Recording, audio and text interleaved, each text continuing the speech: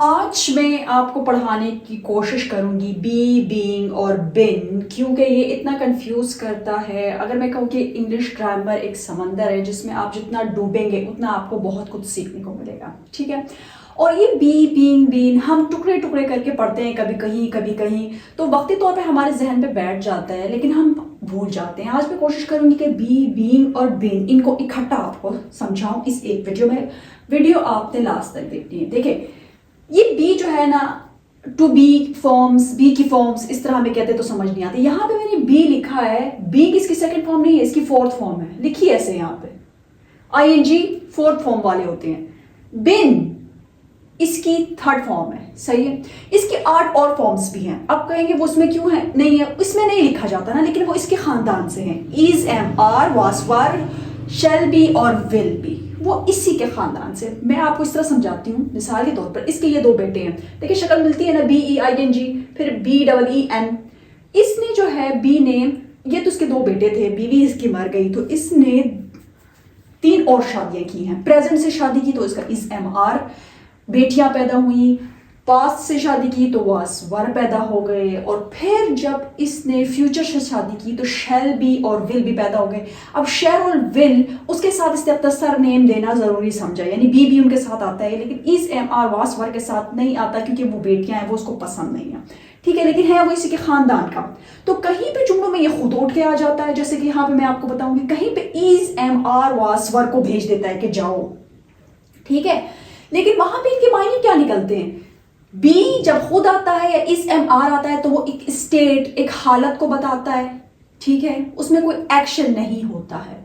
जैसे कि अगर प्रेजेंट के इस एम आर को मैं ले लूं, वो खुश है, ही इज हैप्पी, मैं खुश हूं, आई एम हैप्पी, वो खुश हैं, बहुत से हैं, they are happy, they are fat, they are good, कुछ भी कह ले, बस कोई खसूसियत, कोई स्टेट बता ले, कोई एक्शन ना बताएं। अच्छा, आप माजी की बात करते हैं, वो खफा थे, दे वर सैड, ही वॉज सैड। आपको पता है ना, ही शी के साथ वास लगता है, दे वर के साथ, दे यू वी के साथ वर लगता है। फिर इसी तरह फ्यूचर के लिए हम शैल बी और विल बी का इस्तेमाल करते हैं, लेकिन शैल बी को साइड तरह के तमाम प्रोनाउन के साथ विल बी आ सकता है, तो वो भी इसी के हिस्से हैं।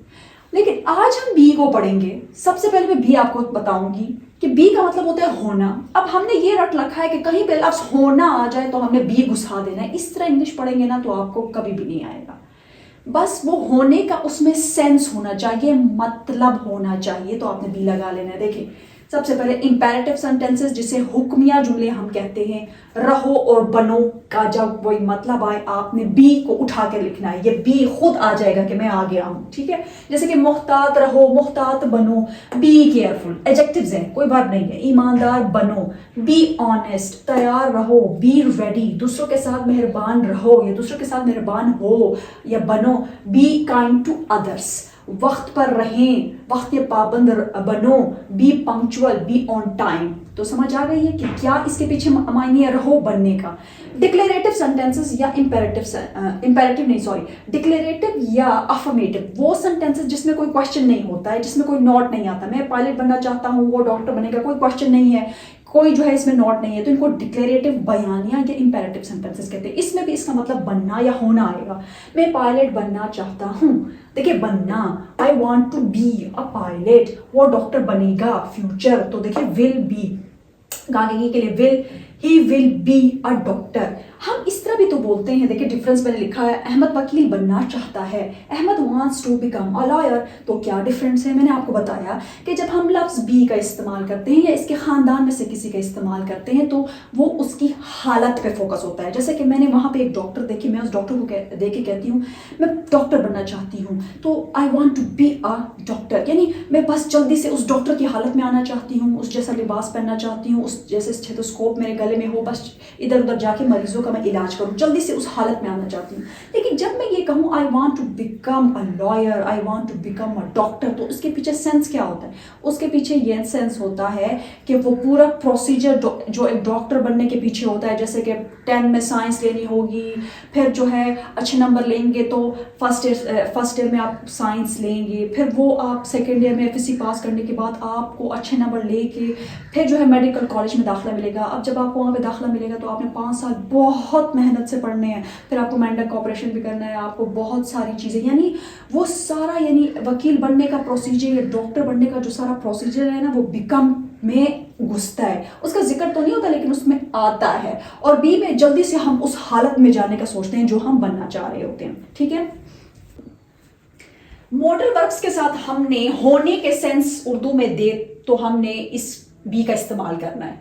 देखिए, modal verbs can, could, may, might, must, should, would, ये मॉडल वर्ब्स क्या बताते हैं? कोई काम आप कर सकते हैं, काबिलियत, कर सकते थे, पास्ट की काबिलियत, कोई इम्कान, उसके बारे में किसी को नसीहत करने के लिए, सही है। तो इनके लिए मॉडल वर्ब्स का हम इस्तेमाल करते हैं। ये खतरनाक हो सकता है, हो, इट कैन बी रिस्की, ये खतरनाक हो सकता था, इट कुड बी रिस्की, या डेंजरस भी कह सकते हैं। ये रिस्की या डेंजरस एडजेक्टिव्स है। वो कमरे में सो रही हो सकती है, शी कैन बी स्लीपिंग, खामोश हो जाओ, वो कमरे में सो रही हो सकती है, शी कैन बी स्लीपिंग।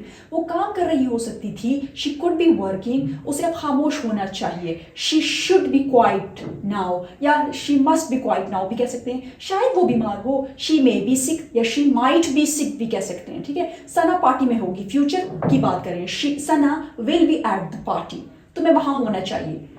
आम कह रहे हैं तो यू शुड बी देयर, या जोर लगा के कह रहे हैं यू मस्ट बी देयर भी कह सकते हैं। उसने कहा था, वुड में फंस जाते हैं। उसने कहा था, माजी में कहा था ना, शी सैड। अब था को देखिए, ये नहीं कहना कि she was sad, was verb के साथ नहीं लगता। शी सैड पास्ट सिंपल, कि वो माजी के फ्यूचर में उसे लेट होगी, तो माजी के फ्यूचर के लिए वुड लगता है, विल नहीं लगता है। शी वुड बी लेट, होगी के लिए वुड बी लेट, ठीक है, शी वुड बी लेट। अब देखिए, एक्सेप्शनल केसेस पे देखिए, शायद बारिश हो जाए, बारिश होगी, वो फेल हो सकता है, हो तो इधर भी है, लेकिन it may rain, it will rain, it may, he may fail, यहाँ पे तो मैंने कोई भी नहीं लगाया। आपने इसको इंग्लिश में समझना है। उर्दू में तो सेंटेंसेस तर्जुमे में सेम होते हैं। अब देखिए, जब आपने वर्ब लेके आना हो ना, रेन एक वर्ब है, ठीक है, फेल एक वर्ब है, तो जब वर्ब आता है तो आपने उसके साथ बी नहीं लगाना। यहाँ पे एडजेक्टिव और वर्ब के आईएनजी फॉर्म के साथ बी लगता है, लेकिन वर्ब के साथ आपने नहीं लगाना है, ठीक है।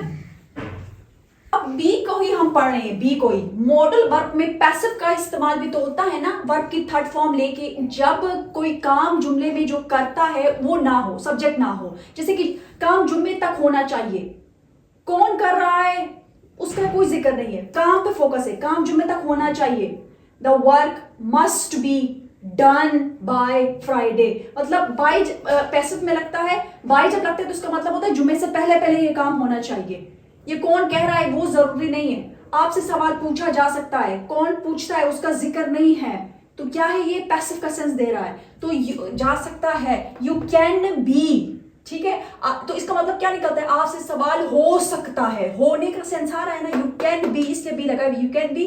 उसके बाद वर्ब की third form asked a question, ये हो सकता है, इट कैन बी डन या इट कुड बी डन भी हो सकता है, ठीक है। फैसला बदला जा सकता था, the decision could be changed, the decision can be changed. Past की अगर बात करें, फैसला बदला जा सकता है कहूं तो कैन, पास्ट था के लिए कैन नहीं होगा, उसके लिए सिर्फ कुड होगा, लेकिन है के लिए हम कुड का भी इस्तेमाल कर सकते हैं प्रेजेंट में, ठीक है। कवानीन की पाबंदी जरूरी है, यार मैंने की नहीं लिखा, कवानीन की पाबंदी जरूरी है, कौन ये हुक्म दे रहा है, उसका जिक्र तो नहीं है। जब किसी डूअर काम करने वाले का जिक्र नहीं है तो पैसिव है।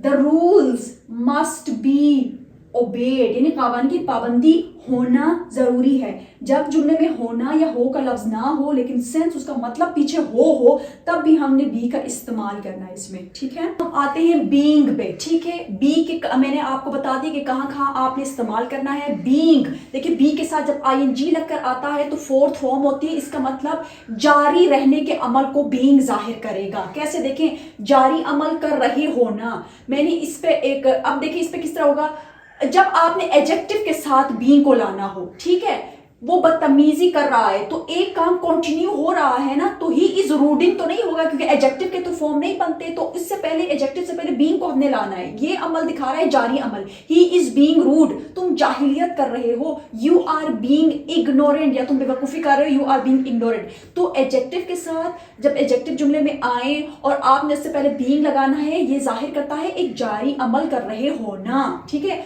अच्छा, बीइंग का दूसरा इस्तेमाल होता है होने के नाते।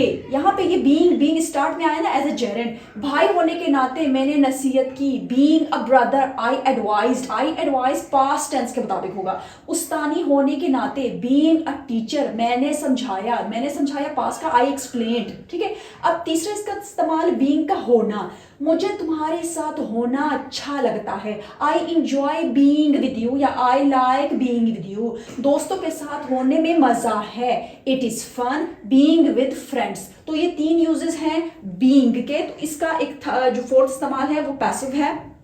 बीइंग का इस्तेमाल पैसिव में देखिए हम टेंसेस पढ़ते हैं ना, प्रेजेंट कॉन्टिन्यूअस टेंस उसका पैसिव भी होता है, प्रेजेंट पास्ट कॉन्टिन्यूअस टेंस उसका पैसिव भी होता है। जब उसका पैसिव बनता है तो फिर उसमें बीइंग लगता है, जारी अमल को दिखाता है। देखिए मैंने एक्टिव भी दिए हैं, पैसिव भी दिए हैं। एक्टिव में अम्मी कमरा साफ कर रही हैं, कौन कर रहा है? अम्मी कर रही है ना, mother is cleaning the room, इसमें सब्जेक्ट है। लेकिन जब मैं इसको पैसिव करती हूँ, कमरा साफ किया जा रहा है, कौन कर रहा है उसका जिक्र नहीं, तो पैसिव में वर्ब की थर्ड फॉर्म ही लगती है, काम करने वाले का जिक्र नहीं होता। The room is being clean, being जब इसमें आया तो इसका मतलब यह है कि एक काम हो रहा है, कंटिन्यू है।